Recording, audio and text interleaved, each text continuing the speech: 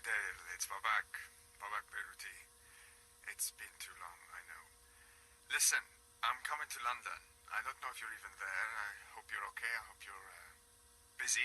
But if you are about, let's meet up, because you're the only person I know in London. Well, actually, I know somebody else now, but I'll tell you about that. Okay? Bye. This was a message I received on my answer phone on the 9th of September 2006 from my friend Babak Beiruti, the Iranian sound recordist and installation artist. At the time, I was working at the newly opened flagship Urban Outfitters store in Leeds, so I didn't hear it until I returned to London 3 months later on the 12th of December 2006. My name is Dale P. Malone, and this is the story of the death of my friend, Babak Beiruti.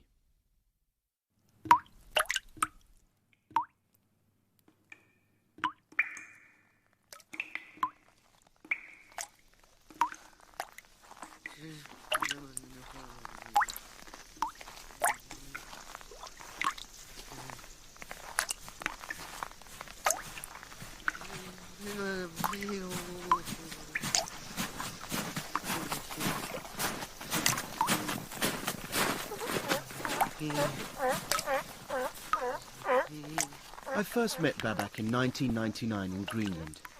I'm a trained vocal artist and audio actor, and we worked together on the piece Ridge.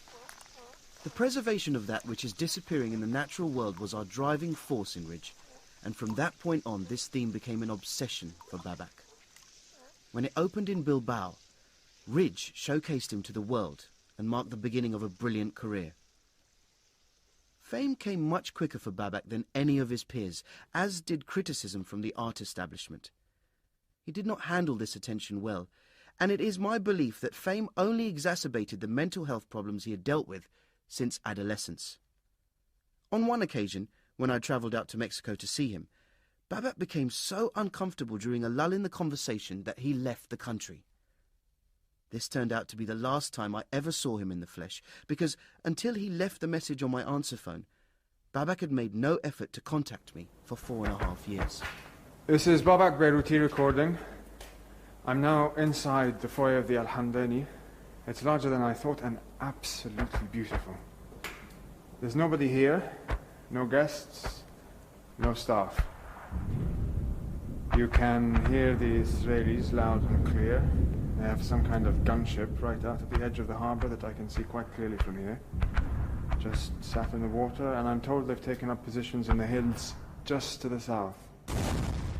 Okay, I'm using a single Sennheiser stereo straight to that, half speed.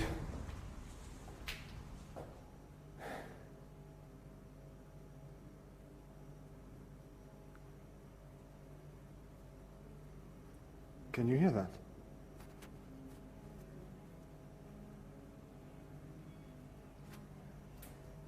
Maybe somebody's here. It's probably just a record. There can't be anyone left. Okay, I'm moving up the central staircase now. It seems to be coming from upstairs. I think...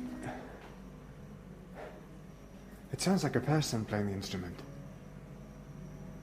It can't be. Babak flew into London from Amman, the capital city of Jordan, on September the 12th. It was at this point that he became the luckless victim in a case of mistaken identity. Although Babak was at the height of his fame, the Jordanian security services had incorrectly identified him as Babak Beiruti, known in the intelligence community as an explosives expert with strong links to the Iraqi insurgency. For 3 weeks he was classified as a Category B security risk, which meant that his phone was tapped, credit cards flagged, and he was under constant covert surveillance from police personnel. The production of tonight's documentary was made much easier by Superintendent Mike Gurney's declassification of over 20 hours of Scotland Yard surveillance records. The BBC also wishes to thank the Takai Gallery in Tokyo, and tonight's programme would not have been possible without their collaboration. Perhaps the biggest puzzle to Babak's friends and fans was what he was doing in London in the first place. It is in the last recording that Babak made before coming to London that we find a clue.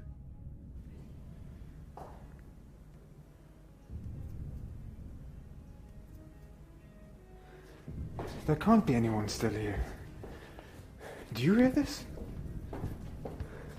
I think these stairs go onto the roof.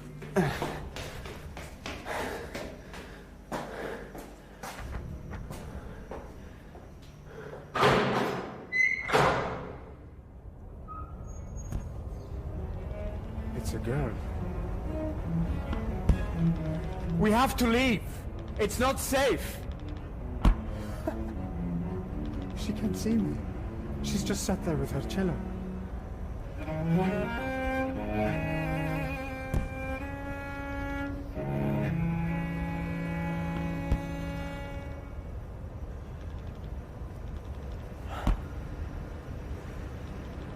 Thank you.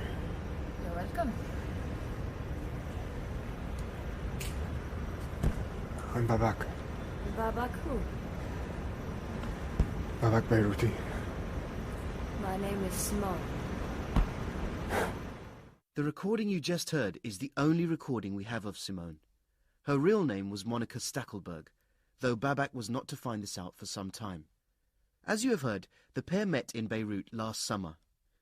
Babak was there on a personal project to record the second oldest hotel in the world, the Al Hamdani, which was bombed into rubble 2 days later. Why Simone, or Monica, was there is unclear. Her family have refused to be involved with tonight's program. It seems the most likely explanation is that her playing cello on the roof of a building during artillery bombardment was an early bid for suicide. We can say little else about her, except that she had been, for several years, a huge fan of Babak's work. The pair met on August 16th and spent that night together in Beirut before fleeing to Jordan, where they stayed for a fortnight. Monica then travelled back to London alone. Arrangements were apparently made for Babak to join her, but the two were never to meet again. We begin on September the 12th, the day of Babak's arrival in London, and 7 weeks before his death on Halloween. Okay, he's on the phone. Can we get this? Yep. Hi, Simone, it's me. I've arrived and my phone works. It's noisy here. Call me when you get to Heathrow. I'm stood outside the Starbucks. Do not be alarmed, I will not go inside. See you soon. His English is good. What's he doing now? He's just stood there, smiling. Hi, I guess you're underground or something. Just to say I'm still here, I'm still waiting for you, but now I'm inside the Starbucks, kind of over towards the disabled toilet. I'm just sat here facing the door with the paper, so call me. Okay, so I'm now in town. I'm near Paddington Station in a pub called The Slug and the Lettuce. You should be able to see me, but it's getting quite busy. I'm thinking maybe we passed each other between here and Heathrow. I'm sorry, I probably should have just stayed there. Anyway, I'm kind of hungry, so I might not stay here for long, but I'll let you know. So, hey, Simone, look, it's cool. We can meet tomorrow. It's probably best that we do. I'm so jet-lagged. Hi, Simone, it's me. I've got my little hidden lapel mic. There's people looking at me right now thinking I'm crazy and I'm talking to myself, but I'm not crazy because I'm talking to you. So, you didn't come to meet me, and it's been like 3 days now, and I've filled up with your voicemail with messages. So, I've just been looking around the places you told me about. I'm walking by the canal in Victoria Park right now. Is this the one you said had fish in it? I don't see any fish. If I were a fish, I wouldn't want to be in there. I'm trying not to be scared. I'm sure you've probably just lost your phone with my number on it. Anyway, I miss you, and this city is... well, I mean, it's calm here by the canal at least, but there's so many people in London, Simone, it's insane. I mean, I like it, though. I do. Is he approaching the pond at all? No. He's moved away from the pond. He's come down the slope and he's walked into the group of pigeons. They've scattered. Well, the pigeons have scattered. That's right. Now he's just stood there. Doing what? Nothing. Oh, the pigeons are coming back. They're all around him now. He is surrounded by pigeons. Excuse me, who is this Nelson, and why does he have a big, The column was introduced, I had this all memorised, and no one Uh-huh. So, sorry about this. Forgive me. I've got to have some fun doing this job sometimes. Right. Okay, it was added. I've got a leaflet that tells you more than I can remember. Right. And it was added later after, you know, it was made in... Whatever, it was added later. Yes. Okay. Okay. Thank you. Thank you very much. Thank you.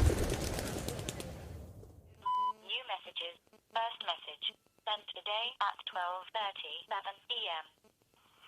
Hello, yes, this is a message for Mr. Babek Baruti. Mr. Baruti, it's WPC Jarvis here from Missing Persons. Regarding your inquiry about Miss Simone Rioff, who I understand you said was a student based in London, we put that name into the system and we have no record of anyone of that name in education or residency anywhere in the British Isles.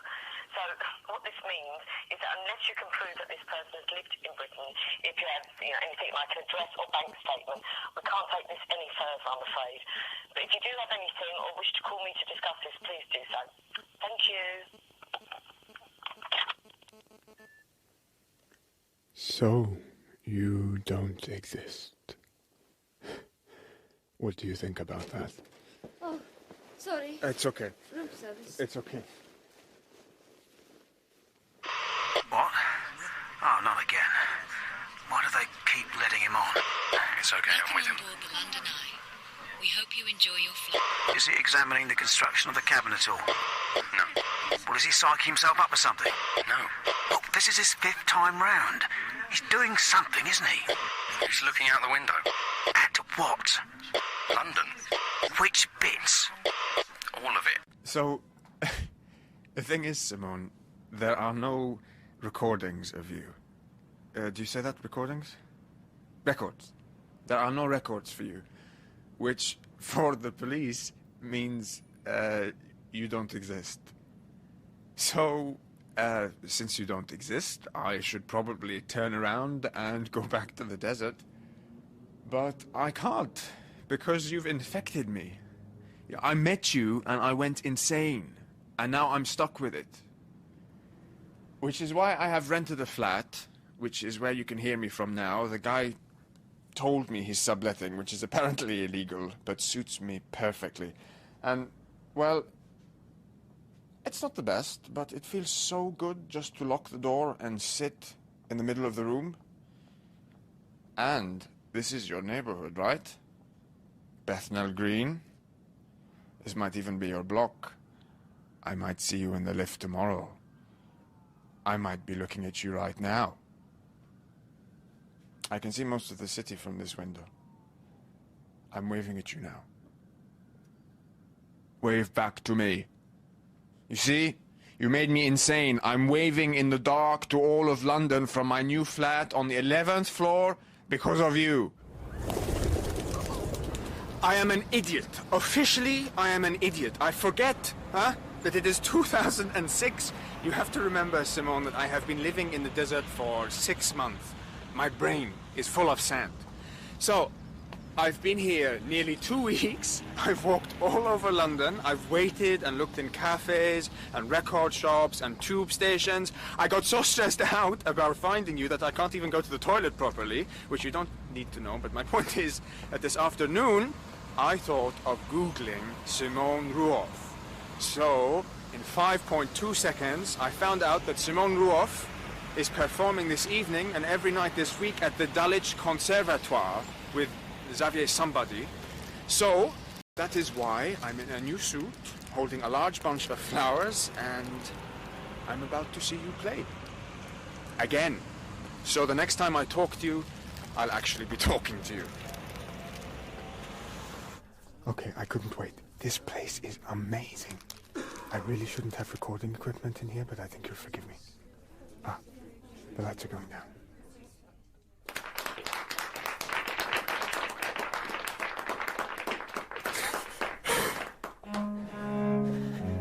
Excuse me. Sorry. Shit, he's bolted. Stay with him. He's leaving the building, front exit. Stay with him. He's running. 4 points, stand by. Okay, something's happening. This is it. What's he doing? Stable 7, you have a clear shot? Crystal clear. Do I take it? What's he doing? Stand by. What's in the flowers? I have a clear shot. Stand by. What's he doing? He is attacking the lamppost with the flowers. The flowers. He's kicking them across the street. He's lost it. Stand down.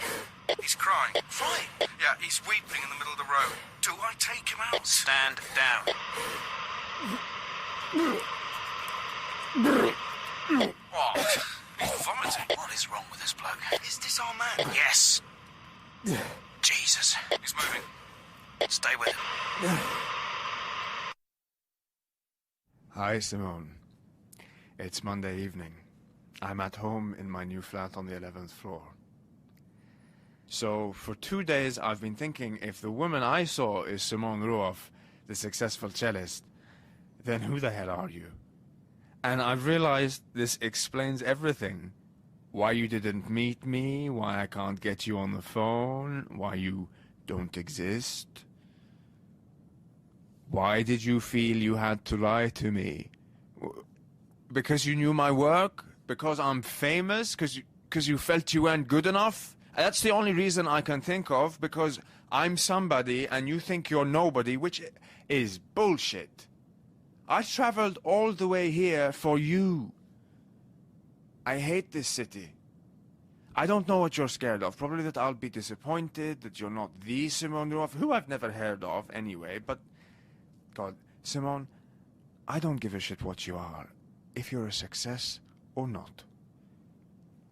We're going to be laughing about this, and you're going to be embarrassed, and our friends won't believe us when we tell them, but it won't matter, and I'll forgive you. I forgive you now. I just... I think you're an idiot. Good night, idiot. Hey! Hey! Simone, it's me!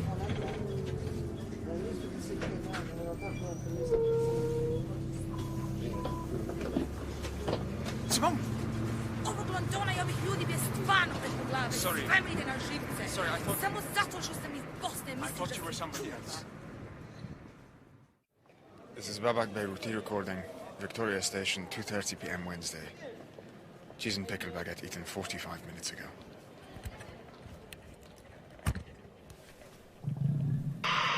It's a microphone. Can you confirm that he's holding a microphone? Yeah, I'm looking at it. What's he doing?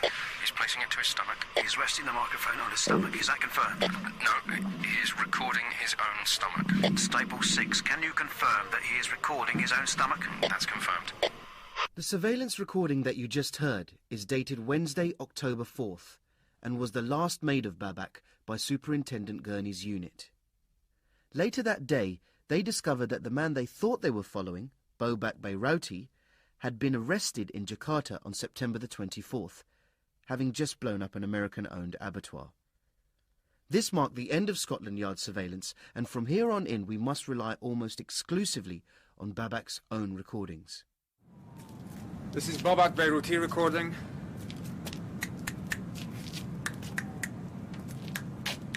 Okay, I'm on the roof of my tower block in East London. It's 3 a.m., light wind coming from the city. I'm using a square grid of 4 Sennheiser 370, each mounted 1.4 meters from the floor and pointed directly at subject at a distance of 3 meters. Subject is selection of furniture that was in my flat, placed on top of each other in a pile. Bed at bottom, wardrobe, sofa, carpet and curtains on top. Total height is about 2 meters. 5 minutes ago, 10 liters of 4-star unleaded petrol was poured over the subject, recording to Virgin DAT at half speed via SQN4S. Okay. Let's hear how this sounds.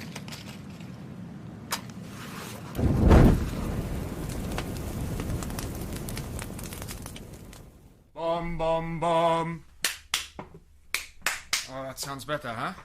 No furniture except the table, no carpet. I cleaned the walls, I bleached the floor, I boiled all the knives and forks. Knives and forks! Listen to that echo. So clean. I've sealed the entire flat now, myself. I got some Chemi-Pro linoleum that is oil, chemical and heat resistant, 2 inches thick of sealant on all corners and rails. There is no way for the mice to get in now.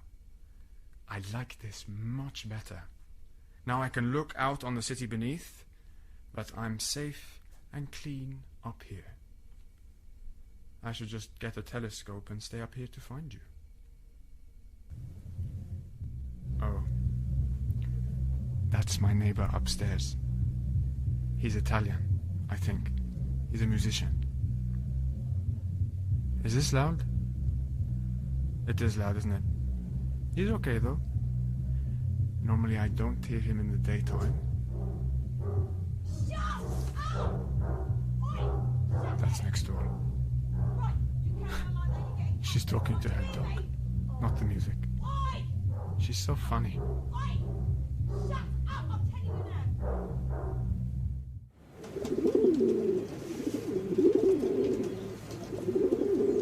Hi, Simone. I'm on the hill in Greenwich Park. It's beautiful here.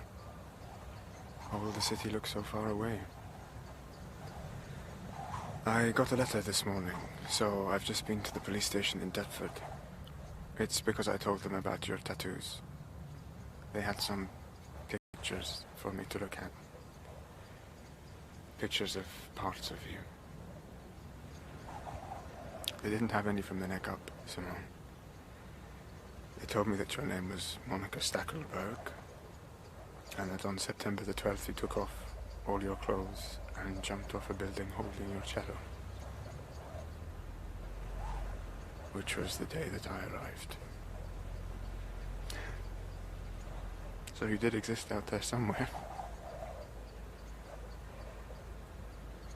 I'm going to keep calling you Simone, if you don't mind. And I'm going to keep talking to you. You're the only person I know in London.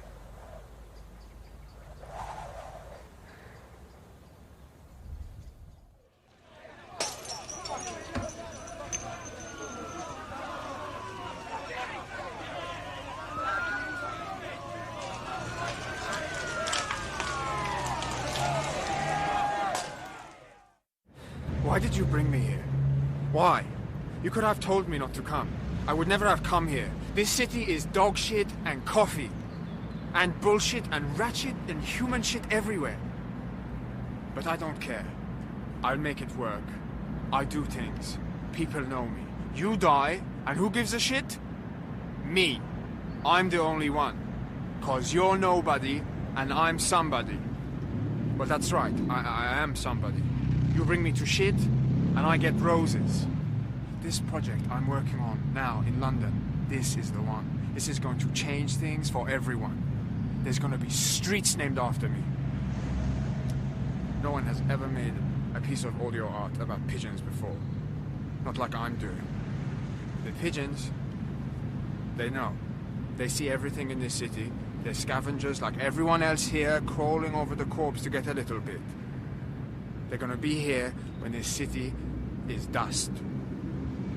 So get lost, Simone. Get lost, Monica. I don't need you anymore. I got pigeons. Wait, you what, mate? What? No. Huh? Say what, bruv? Nothing. Wait, mate, is that your camera? No.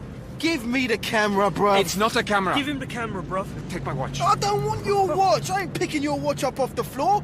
Give me that. What is it? It's a microphone. What are you doing with this? Get Oh! Oh! No!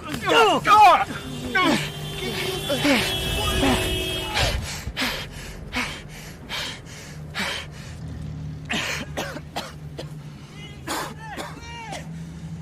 Down there somewhere. Oi, big man! Hey! Come here! Microphone man! Come on, big man!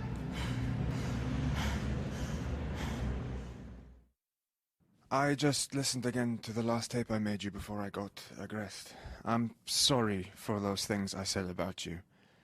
You should see me now. I haven't been out of the house since then. I tried to get some milk, but I didn't like it. It's been 4 days, and I've still got a big black eye. Well, kind of green and purple now, and inside my mouth is all swollen where my teeth went into my lip. There's worse, though. It's embarrassing. They kicked me in the stomach. I think it dislodged something. I don't know what it did. It makes me bleed out down there into the toilet. It hasn't stopped, and when I go to the bathroom, the pain is too much. It's stupid. It will probably get better.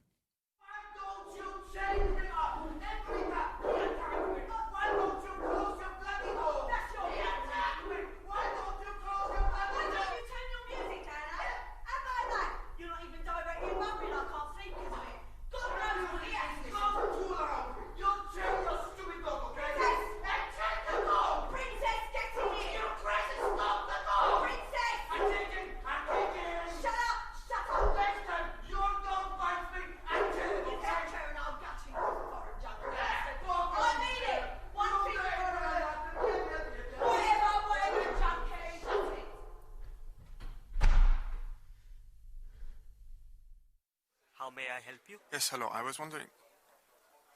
Sorry, who am I speaking to? Hello, sir. My name is Vikram. What number are you looking for? Are you... Where are you based? This call center is based in Mumbai, sir. Mumbai, okay. What's the weather like there today? I'm sorry. Unless you are requesting a number, I cannot help you. I've been to Mumbai. I recorded the Delta before it was flooded for the dam. 18 hours of audio. I could send you the MP3 if you want. What's your email address? These calls are recorded for quality control. I have to hang up now. Hold on, please. I need a doctor in the Hackney area. Okay. Would you like to be put straight through? Yes, please. Simone, I find myself in a hospital robe, lying face down on the table. I'm watching the wheels go around in my recorder. I cannot say for how long I've been in this position. They've given me drugs of some kind. Simone, this place is disgusting. Let me say that. First of all, I am never coming back here. I cannot remember your face. Not one bit of it. I remember your arse perfectly, though. I can close my eyes and see your arse right now, Simone. I have seen it all over London walking away from me. Your arse is beautiful. Your arse is a crime. You don't even know it. It's young and fearless. It plays basketball. It wears jeans like they're supposed to be worn. It runs marathons and goes on T4 Pop World. My house is different. My house is in rebellion. My house makes me flush toilets 3 times till there's no red left in the bowl. My house makes me sit in doctors' waiting rooms reading horoscopes from August 2004. My house requires urgent attention. My house allows smiling African nurses to pump me full of anesthetic before junior doctors insert special cameras into it. Back at home now. Since I got back, I've had 3 baths. I'm never going back there again. What a shithole. It's a scandal. I could hear the disease throbbing in the walls. But it wasn't all bad. I made a new friend today. I'm looking at a picture of her right now. The filthy doctor gave it to me in his filthy room. He said, all of this is your intestine. This part here is your bladder. Here is your colon. And this part here, this bean-sized patch, this is the cancerous tumor growing on it. He's right. She is shaped like a bean.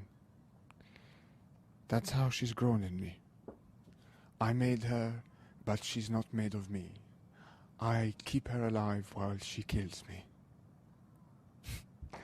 I gave her a name. She's called Simone.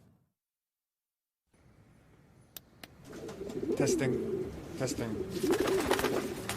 This is Babak Beiruti recording. I'm here at my primary site, which is the balcony of my flat in East London. Okay, it's mostly set up now. I've got them now. They live here on the balcony. There's about 40 that sleep here at night in about 3 square meters. I've mounted a pair of 310s on a frame above them, and they seem to be working fine. Yep. I've put a special chute in so that I can feed them bread and biscuits. This means I can now feed the birds and monitor my external equipment in a perfect seal, which is lucky because the crap from the pigeons is now 3 inches deep up the floor. I have a beautiful cross-section of it through the glass, which I'm updating daily on my camera.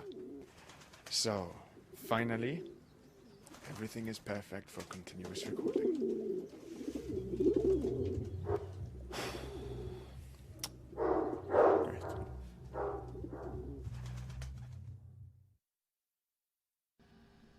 Simone, what do you want to eat? Frozen peas? Come on. I feed you frozen peas for 89p. Proceed directly to checkout? No. we do not. Quattro formaggi. You like pizza, Simon? Quattro.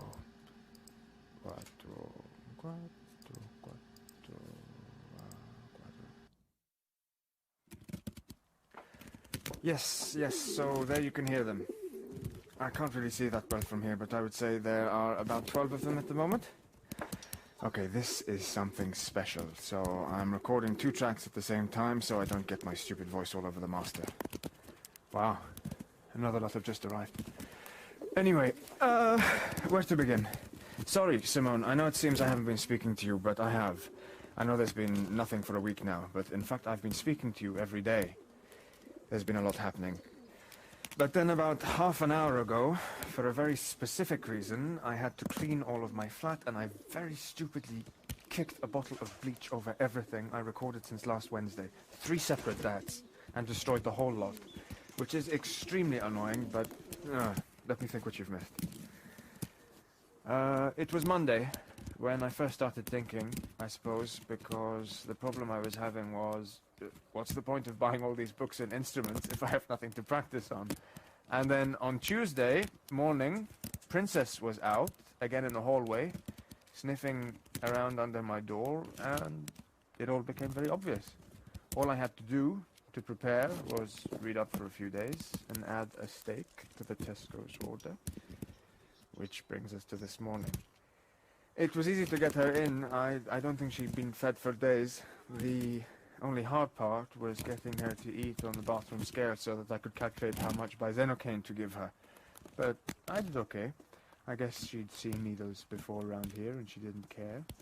She went to sleep very quickly. The kitchen table was perfect, really. It's extremely strong and easy to clean. I really wish I hadn't blanked that tape because it would be very useful to have a log of the surgery. It was a total success. The whole thing took 18 minutes, went in through the abdomen, around the intestines and sex organs, and found the colon. It's actually incredibly easy. There was very little bleeding. I took 4 centimeters of her colon without any trouble. The hard part was reattaching the ends, but that went okay, eventually. Closing her up was much more difficult than going in, but very worthwhile because my stitching definitely improved as I went along. And then, what next? Wow, there's about 50 of them now. Yes, so then she woke up about half an hour later, very sleepy. Obviously in pain, but too druggy to make a sound. She wandered around the apartment a bit, and she kept falling over until she just sat down and rested in the corner. It was all pretty much done then, so that's when I gave her the second shot, and she was dead very quickly. But then that gave another problem, which was how to get rid of her, and it meant leaving the flat, which I have to tell you felt really, really weird, but I dumped her body out by the garages just outside. Then, of course, I came back and had to bleach the entire apartment, which is when I lost the tapes. Oh yeah, of course. Also, I put a radio mic just tucked in between her teeth, and the rest you can hear now. Pigeons have been on her for about 45 minutes, I suppose. I don't think anyone will find her till tomorrow morning, and by then, any signs of any of the surgery should be totally gone. So, the only question now is how long have we got until one of these birds eats my radio mic? Okay, shit. Now some crows have come. Ooh, I think this is all we get. Yep. Okay, so, total success.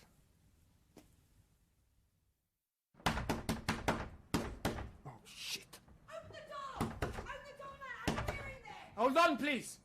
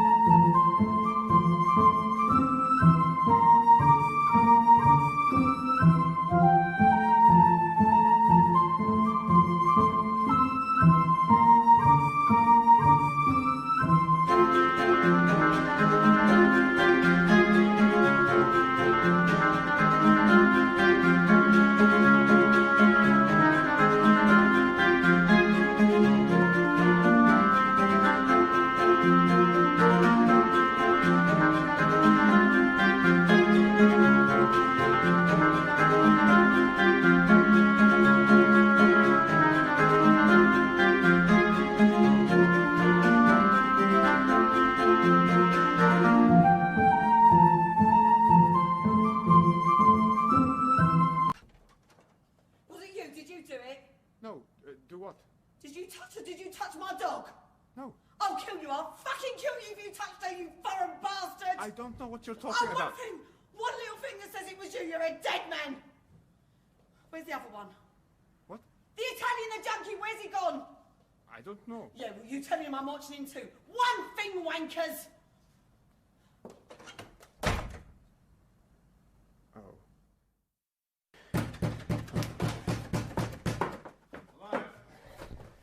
Hello, it's the police. Can you open the door, please?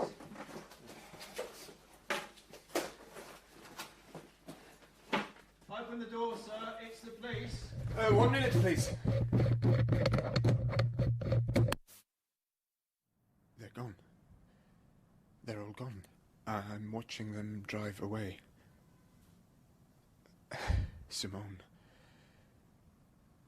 My God. Gabrielle is in hospital. Gabrielle is the musician upstairs. It seems that the lady next door found out about a piece of microphone in Princess's mouth, and she heard from his music that he was back, so she went upstairs to see him, and apparently, say the police, he was rehearsing with his band, and he answered the door holding a microphone, which was very unlucky for him, because as far as I could tell, he was a bassist. And so she saw that, and she's been drunk for 2 days, and she had a knife with her already from the kitchen, and she stabbed him on the doorstep.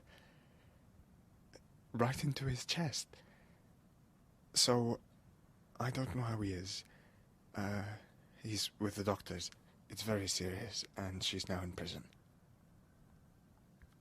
No princess, no Gabriele, no crazy lady, and everything is set up for me here. Perfect.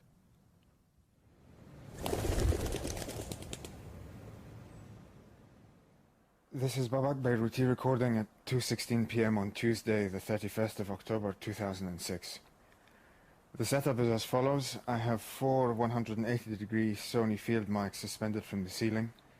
Each one corresponds exactly to a corner of the table I'm lying on and is exactly 1 meter above it. I also have a standard head clip mic to record my commentary. This is going straight to that without a mixer, since I will require both my hands for the operation. You may occasionally hear this sound. That is simply the medical textbook which I have on a stand next to me for reference during the procedure, in the very unlikely event that something goes wrong. The entire midsection of my body is now completely numb and has been for 10 minutes. It's a very strange sensation. To my left, I have a tray of sterilized surgical instruments. I start with a basic frontal incision along the abdomen using the 7-inch scalpel. That looks good. Okay. It's so strange. I can't feel anything. I'm looking into the hole I have just made, and on one side there is muscle and a lot of fatty tissue. Towards the other side is this kind of grey tubing, and I think this thing is the liver? It's very large if it is. Okay, so all I have to do is find a way through the lower intestine. Yeah, this is good. Yeah. Oh dear. It's difficult doing this in the mirror. I must be more careful. This thing... I don't know what this is. It's kind of stringy. Maybe it's, no. Maybe the spleen? No, hang on. Wait, I've lost my page. I'm not exactly sure where I am at the moment. Hang on. Okay, alright. I'm definitely holding the large intestine now. That's a fact. It's so tightly packed in. So, you must be somewhere behind this, Simone. Where are you hiding? It's difficult on this angle. Ooh, whoa, ooh. I can move forward to get a better view in the mirror. but that makes my bladder flop out of the incision onto my belly. Okay. Okay, I have to rethink this. Okay. There. Okay, I'm bleeding now. Not too heavily. The incision is bleeding too now. Oh god. Okay, I don't have time for this. I need gauze. Okay. That should hold it. The problem I'm having, Simone, is not so much finding you as avoiding everything else. In an ideal world, I would be able to dump it out and put it back in later. In fact, I can probably do that with the lower intestine. Okay. Here goes. This takes both hands.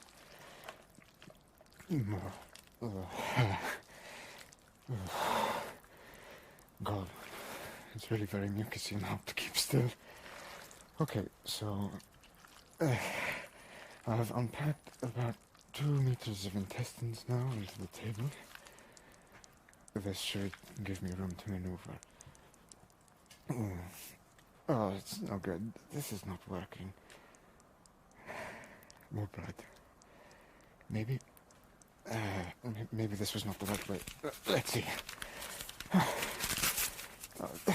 There's really nothing in this book that's very useful to me right now.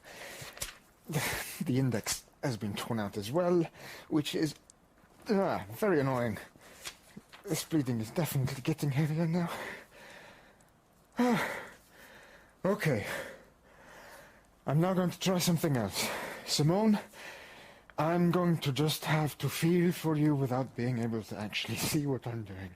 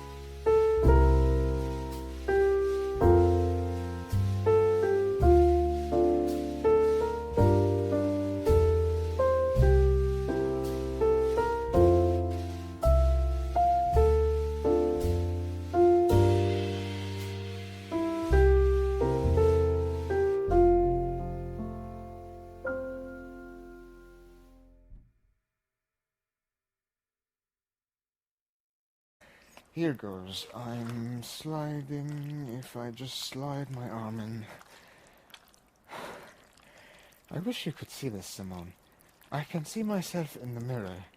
I'm hunched over and my right arm is now tucked inside my belly up to the elbow.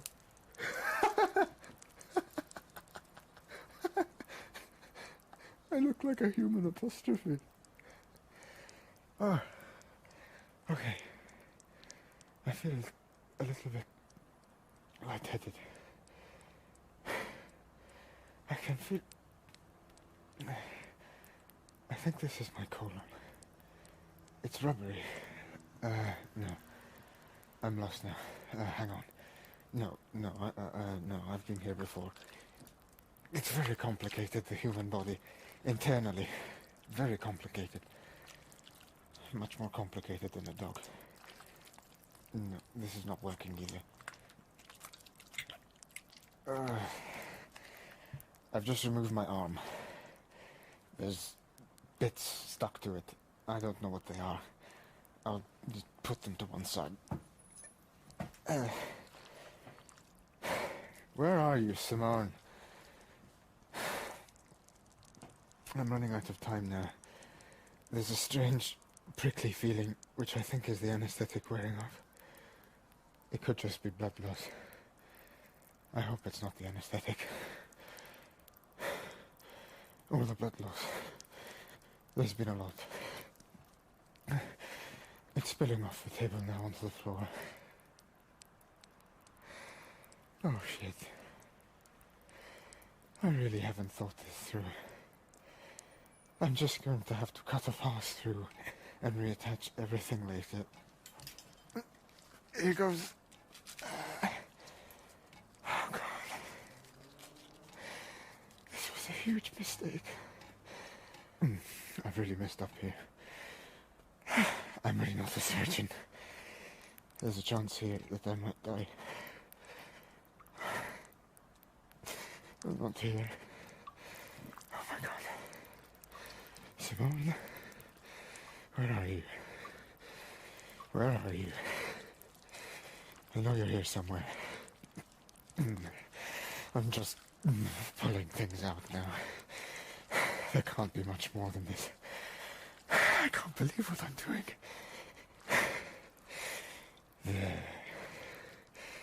There you are, Simone. I'm looking at you right now. I can fit you between my finger and thumb. So small. I need scissors. There. I've got you. I'm holding you in my hand. Simone, you're beautiful.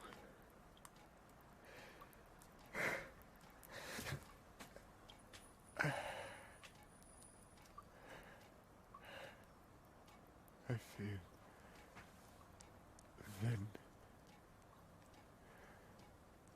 thin.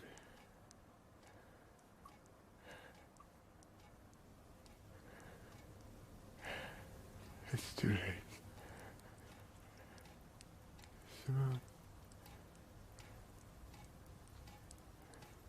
tell them about me, Simone.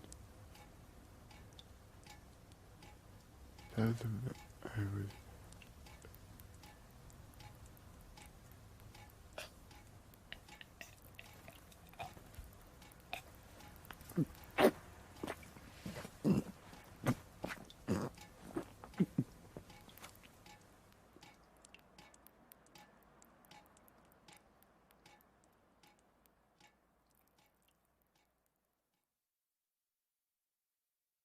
Subject is a well-developed, well-nourished man, 179 centimetre, 78.4 Babak's body was found 7 weeks later, on December the 19th.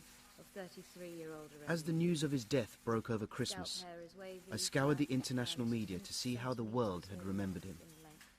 The European obituaries dwelled on his status as a popular artist, a label which he had hated. Here in Britain, attention focused on the failure of the social and security services to prevent this tragedy. Very little discussion was made of his work. though the Tate Modern quickly programmed a complete retrospective, which opens this July. Will's self, speaking on Newsnight, sparked outrage and a flood of complaints when he said of Babak, "He was interesting years ago, but all he's done recently is disappear into his own arse." Self later defended his comment, claiming that he was unfamiliar with Babak's cause of death. In Japan, there was a huge outpouring of national grief, and, tragically, at least 2 copycat suicides. In Iran, he became the first artist to be given a state funeral. What you are listening to now is the last recording ever made of Babak, his post-mortem, conducted at the request of Bow Coroner's Office.